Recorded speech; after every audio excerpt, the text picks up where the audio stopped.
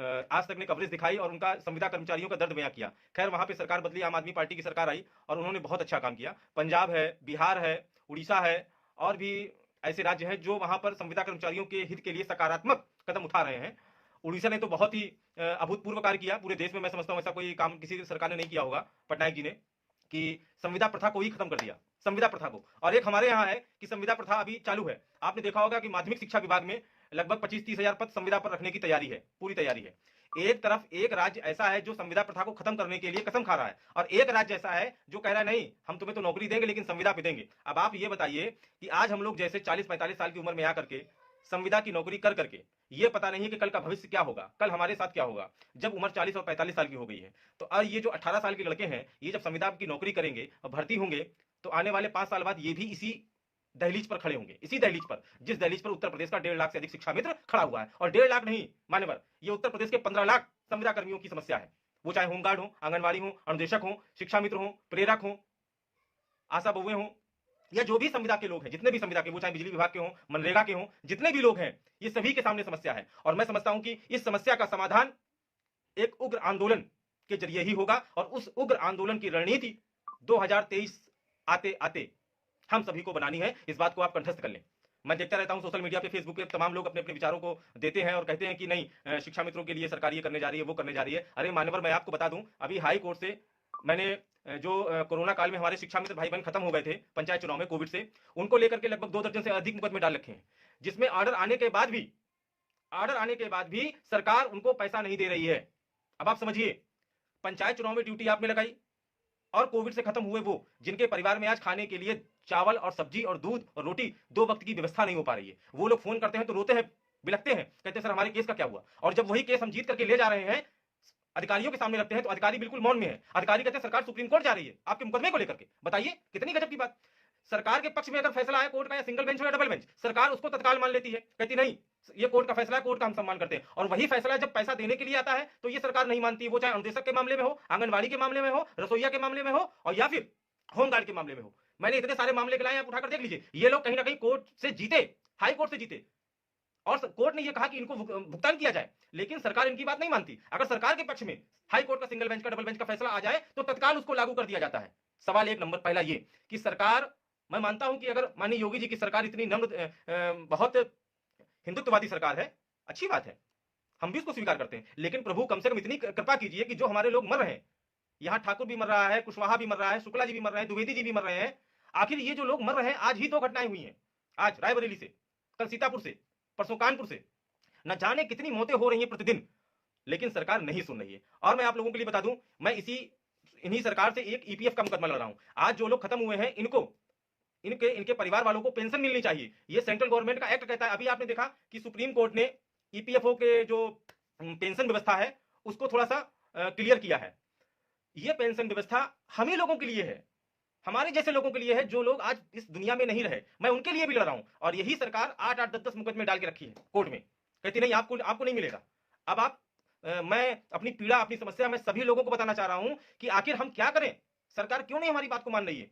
और सबसे बड़ी बात, अभी इस वीडियो को देखने के बाद 2-4-6 लोग ऐसे भी होंगे जो कहेंगे नहीं सरकार बहुत अच्छी है, सरकार आपको ये कर रही है, सरकार आपको वो बना रही है, बहुत सारे लोग होंगे। और मैं देख रहा हूं प्रतिदिन, अगर सरकार, माननीय मुख्यमंत्री जी, प्रमुख सचिव या हमारे जो बेसिक शिक्षा मंत्री हैं, वो केवल एक शब्द कहते कि नहीं शिक्षा मित्रों का कल्याण 2023 में, 24 में, 25 में होगा, हम मान लेंगे, स्वीकार कर लेंगे, लेकिन आज तक सरकार ने एक शब्द नहीं बोला। इसके पहले भी हमारे बेसिक शिक्षा मंत्री जी थे, तो वो तो हमेशा यही कहते थे कि हमने जो है 3500 से 10,000 रुपए कर दिया। आज भी यही बात कहीं ना कहीं निकल कर आई, लेकिन यह बात कहीं क्यों नहीं जाती है कि शिक्षा मित्रों की समस्याओं का निदान 1 महीने में, 2 महीने में, 4 महीने में, 6 महीने हम कर देंगे। अब ये बताइए, जो ये प्रतिदिन मौतें हो रही हैं, ये किसके सर माथे रखी जाए। अभी आपने देखा कि ठाकुर शशिभूषण सिंह जी हमारे बीच नहीं रहे, विभाग ने कोई मदद नहीं की, मंत्री जी ने कोई मदद नहीं की, बेसिक शिक्षा विभाग ने कोई मदद नहीं की, माननीय मुख्यमंत्री जी ने कोई मदद नहीं की। और यही अगर ठाकुर साहब, मेरा कहने का मतलब समझिए, यही व्यक्ति, छोड़ दीजिए, यही कोई व्यक्ति अगर देसी दारू पी के अगर मरता तो उसको कम से कम 2 लाख रुपए का मुआवजा मिलता। यही कोई व्यक्ति अगर ट्रैक्टर या ट्रॉली से मरता तो उसको कम से कम 2 लाख रुपए का मुआवजा मिलता। तो मान्यवर, हम लोग तो 18 साल 20 साल से आपकी सेवा में हैं, फिर हमें ये सुविधाएं क्यों नहीं दी जा रही हैं? तिल तिल मरने पर मजबूर कर दिया गया है। और सवाल इस बात का है कि शशिभूषण जी के 3 बच्चे थे, जिसमें 2 बेटियां थी, दोनों बेटियां जुड़वा थी और उम्र थी 23 साल। हमसे शेयर करते थे कि त्रिभुवन जी ये बच्चों की शादी करनी है, कैसे होगा, कैसे होगा, ये शादी करनी है, 23 साल की उम्र है। त्रिभुवन जी 10,000 में तो बड़ा मुश्किल है। तो मैंने कहा भाई साहब केयर समिति के सदस्य बनिए और हम लोग थोड़ा थोड़ा मदद करेंगे। लेकिन ईश्वर को मंजूर नहीं था, ईश्वर को मंजूर नहीं था, नहीं मंजूर था। अगस्त में फार्म भरा था और 2 तारीख, 2 दिन पहले 3 दिन पहले वो खत्म हो गया। क्या नहीं पता किसी को? सबको पता है। क्या मंत्री जी को नहीं पता, विभाग को नहीं पता, माननीय मुख्यमंत्री जी को नहीं पता? सबको पता है। सोशल मीडिया के माध्यम से सारी सूचनाएं आदान प्रदान होती हैं। हम अगर किसी मंत्री या सीएम या डिप्टी सीएम को अभी गाली दे दें या फेसबुक पे कुछ लिख दें उल्टा सीधा, तो तत्काल उसके खिलाफ रिपोर्ट हो जाएगी, एफआईआर हो जाएगी। जब गलत लिखने पर, गलत बोलने पर एफआईआर हो सकती है, सूचना और इन सब चीजों का संज्ञान लिया जा सकता है, तो इन चीजों का संज्ञान क्यों नहीं लिया जा रहा है? सवाल इस बात का भी बनता है, सवाल इस बात का भी बनता है, जो 15 साल 20 साल सेवा कर रहा है, क्या उसको देने के लिए आपके पास पैसा नहीं है? मुझे नहीं लगता कि आप इतने निर्दयी हो सकते हैं, मुझे नहीं लगता है।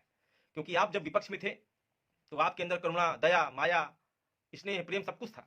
आज आप जब सत्ता पे हैं सर, मेरा हाथ जोड़कर निवेदन है उत्तर प्रदेश के सारे विधायक, सांसद और जितने भी मंत्री हैं कि मेरे जैसे लोग बहुत सारे हैं, संविदा कर्मी, बिजली विभाग में है, रोडवेज में है, आंगनबाड़ी है, आपके मनरेगा में है, अन्वेषक हैं, शिक्षा मित्र हैं, उनकी पीड़ा को समझिए सर, धरातल पर सोचिए कि ये लोग अपने परिवार का खर्चा कैसे चलाते होंगे। आप रेगुलर एम्प्लॉय का टीए, डीए, महंगाई, बोनस सब दे रहे हैं, हमें कोई दिक्कत नहीं है, आप उनको दीजिए, जो उनका हक है उनको आप दीजिए। आप उनकी महंगाई बढ़ा रहे हैं, 40% महंगाई कर रहे हैं, 30% जो भी है, आप उनकी सैलरी भी इंक्रीज कर रहे हैं, अच्छी बात है, आप करिए, मुझे कोई कष्ट नहीं, जो जिसके हक में है उसको मिलना चाहिए। लेकिन हम संविदा कर्मियों का भी थोड़ा सा ख्याल रखिए माननीय योगी जी। हम लोग नहीं सर्वाइव कर पा रहे हैं, बच्चे बड़े हो रहे हैं, परिवार बड़ा हो रहा है, दायरा बढ़ रहा है, नहीं हो पा रहा है, और ना होने की वजह से ये मौतें हो रही हैं, सीधा सा फंडा है। अन्य राज्यों में जो वहां के ब्यूरोक्रेट्स हैं और जो वहां के मंत्री, मुख्यमंत्री, प्रधानमंत्री, मुख्यमंत्री जी हैं अन्य स्टेटों के, आखिर वहां भी ये व्यवस्थाएं क्यों है? उड़ीसा जैसा एक छोटा सा राज्य, अगर राज्य की कल्पना करें तो आप देख लीजिए उड़ीसा में कितने स्टेट हैं, कितनी विधानसभा है। उत्तर प्रदेश में 403 से ज्यादा विधानसभा है, 400 के आसपास है। इतना स्टेट बड़ा है, इतना ज्यादा रेवेन्यू आता है, उसके बाद भी आप ये कहते हैं कि नहीं, हम शिक्षा मित्रों के साथ हम असमर्थ हैं। कैसे कैसे आप कह सकते हैं असमर्थ हैं? समझ में नहीं आया, कैसे कह सकते हैं आप असमर्थ हैं? आपने लखनऊ की रैली में चुनाव के समय कहा था कि 15 लाख संविदा कर्मचारियों का दर्द हमें पता है। आदरणीय राजनाथ सिंह जी ने कहा, चुनाव हो गया, आपने नहीं सुना। अरे मान्यवर, अब तो कम से कम सुन लीजिए, क्या दिक्कत है हम लोगों से, ये बताइए। विद्यालय जाना, सारे काम करना, सारा काम वही कर रहे हैं। और सबसे सबसे मजे की बात देखिए कि संविदा कर्मी हो चाहे रेगुलर इंप्लॉय हो, उसी विभाग में, उसी कमरे में, उसी कुर्सी मेज पे वो भी बैठ रहा है, वो भी बैठ रहा है, और दोनों काम कर रहे हैं। लेकिन नहीं, आपको ईपीएफ का भी बेनिफिट नहीं देना है, आपको मेडिकल की भी सुविधा नहीं देनी है, जिसके लिए हम लड़ रहे हैं, वो भी आपको नहीं देनी है। आपके अधिकारियों को, मंत्रियों को नहीं देंगे। मर जाओ तुम, सब मर जाओ। अगर आपको यही लगता है कि हमारे मरने से आपके कोष में पैसा बढ़ेगा तो ठीक है, तो हम भी तैयार हैं। फिर बिल्कुल मन बनाकर बैठा लिया है कि लड़ेंगे तो जंग में, मैदान में, और आर या पार के साथ में, बिल्कुल।